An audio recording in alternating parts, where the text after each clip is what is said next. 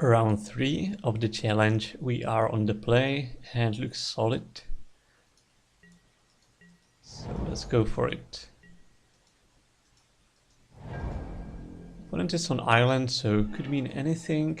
I'm gonna fetch a white source anyway, even though I have this preordain. I prefer to get all my colors first. And we still don't know what we are playing against, so I'm not sure how I wish to resolve that preordain.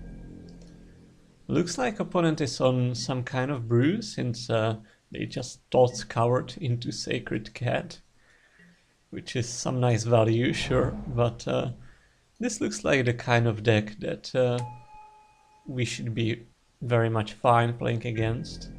So probably like blue-white spells, with that Seeker of the Way. And nice, we draw a Seagate, so let's run that one. Hopefully hit more land drops. Like another bounce land, that's perfect. I'm obviously not blocking here, since even a single cantrip would kill that Seagate. I'll value him a little bit more than that.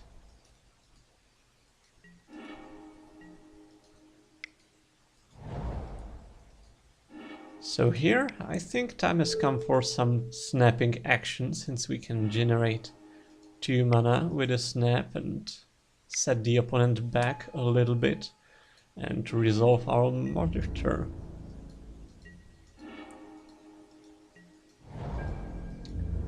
So at this point I think blocking is pretty profitable if we double block. So opponent has to cast 2 spells to save their Seeker and kill one of our guys. Also that way they won't be casting that many creatures, they won't be advancing their board.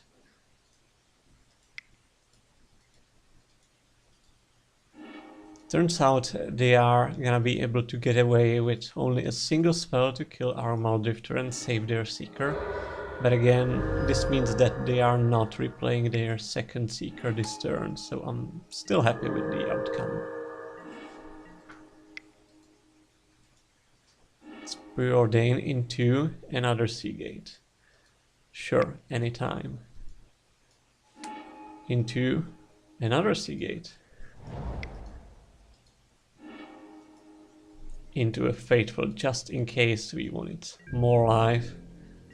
So at this point I think we are very much stabilized.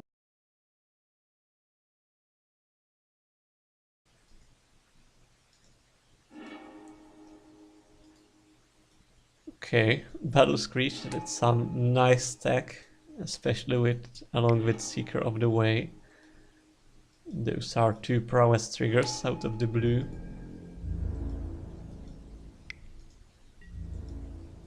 Okay, so they might still have a chance here, especially if they have a way of pumping their team.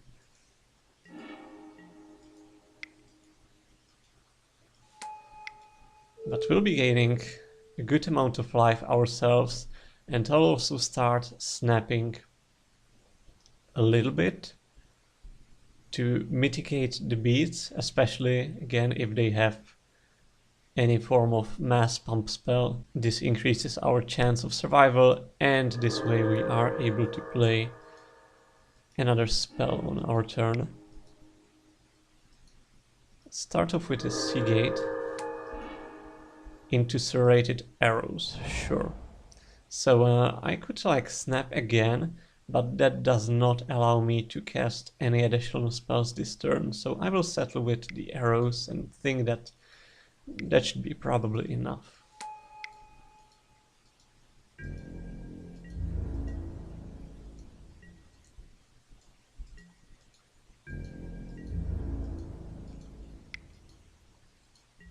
Opponent only swings in for 2, which is very good for us, obviously. Replaying the Seeker, and looks like more guys we do not really care about.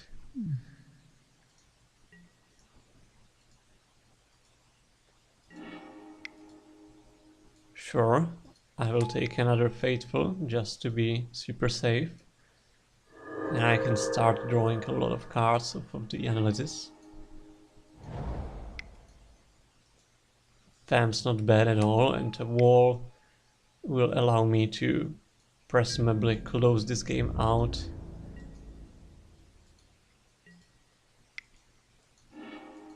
So let's see whether the opponent can do anything too threatening here.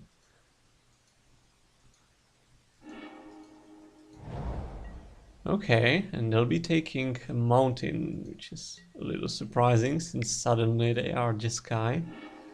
And red also signifies that they might be more likely to have some rally effects in their deck. So the game is definitely not over yet. Flashing back looting, they milled with Tolscour. That's some value. But it's also tapping them out.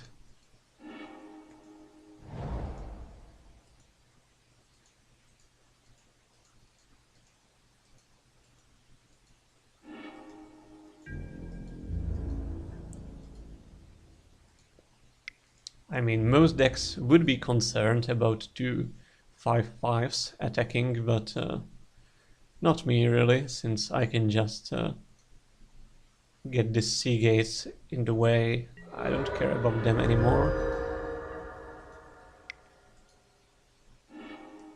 And even the fam dying should not be that big of a deal.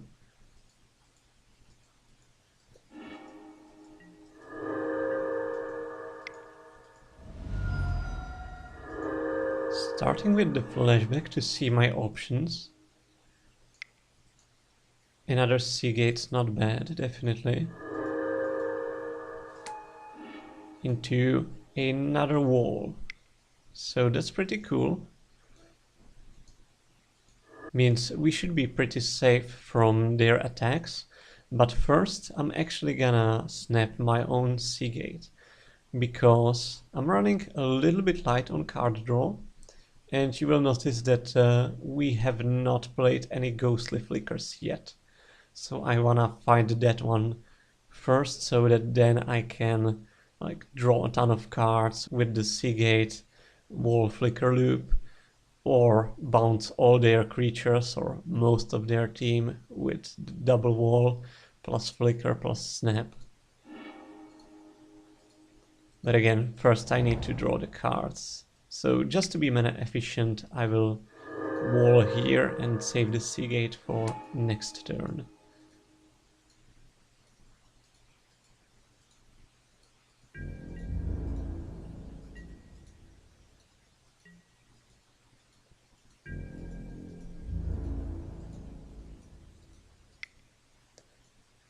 I can probably sacrifice these Faithful at this point, should the opponent have some spells to pump their Seeker. But looks like not, so I think the game should be over now, as they have not applied enough pressure, and starting from next turn we can probably finish, or come close to finishing the game. A fan will definitely help. Into Seagate, into Muldrifter,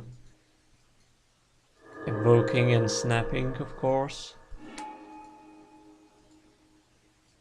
That finds us the flicker, and that is game over, as we do have the double fam plus wall plus Sage Row flicker combo.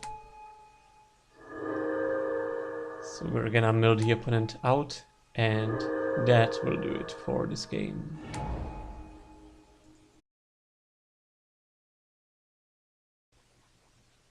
Looking at their graveyard, just to be sure what are we facing, we see that they are indeed a tokens-based strategy, and they have 2 copies of Rally the Peasants, which is a card we should watch out for. They only run 4 lightning bolts as removal, so our FAMs should be safe for most of the time, They might be bringing in more disruption post board, maybe some pyroblast or something like that.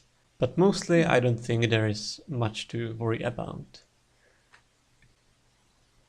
So going to the sideboard, I actually took a hedge and brought in 2 extra copies of Stonehorn Dignitaries to total count of 3 in my deck now. And I brought in an extra arrows so that we have 2 of them available to us. These strategies are kind of, each of them wants to do something different, but since I'm not sure how exactly does the opponent's deck play out, I'm fine taking a hedge and trying out what's best. We'll be taking out the Sage Rose since I do not think we need that one to finish the game, and a Deep Analysis. We will be on the draw, and it's not the best since we do not have any card draw available, but hopefully we should draw into some. We could like negate some early spells should they raise the alarm next turn.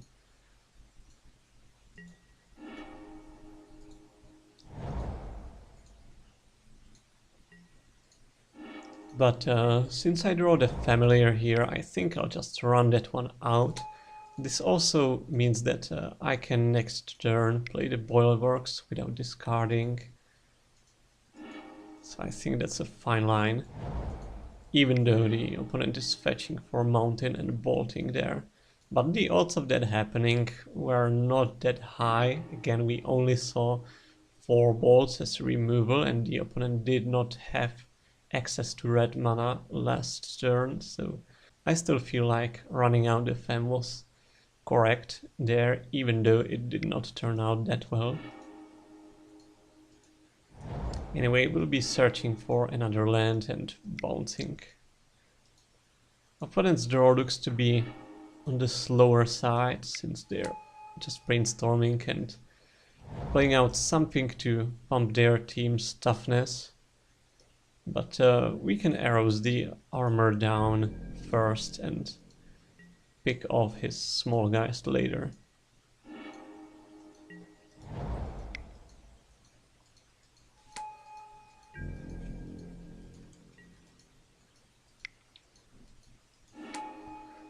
Alright, there goes a Battle Screech.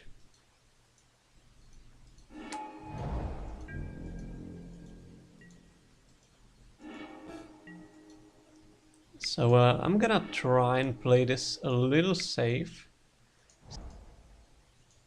Bounce land looks like the deal. Let's snap one of his guys to essentially net us 2 extra mana.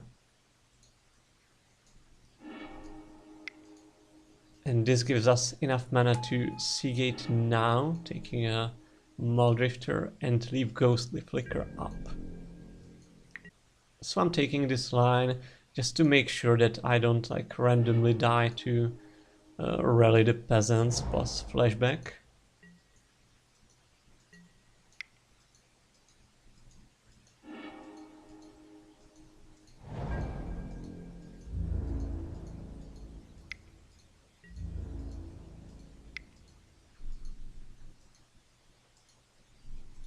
And indeed, it looks like opponent is on the rally, so I think it was pretty important that we took a more defensive line last turn, so that this turn we are able to defend ourselves quite efficiently. Actually won't negate, I will rather kill one of his guys, and taking 6 here seems fine to me.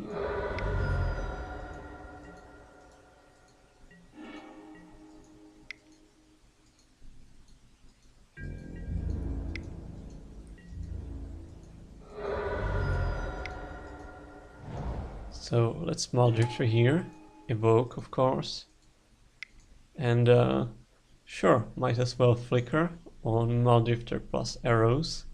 I mean, we kind of play into a pyroblast that way, but if the opponent had a pyroblast, it's possible that he was supposed to counter the Muldrifter in the first place. So I'm feeling alright about the deal, and it looks like resolves, so we should be officially finished here, as we've got a full grip while opponent is on no real resources except 4 mana, and this Bok is a little bit late to the party.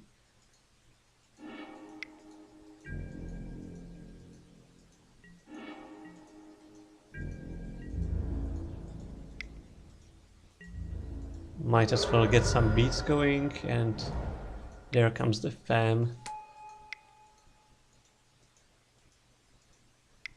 We can snap on our Muldrifter to try generate some more card advantage. A Lightning Bolt we have the answer for.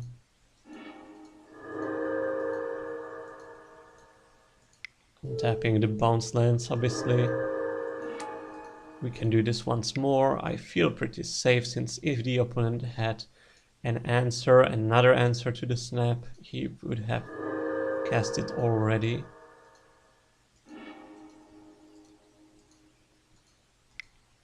And sure, let's wall back the snap. That way we can evoke Muldrifter again and snap it, and looks like the opponents had enough, which I definitely can't blame them for. So that's it for Jeskai tokens. I will see you in the next round.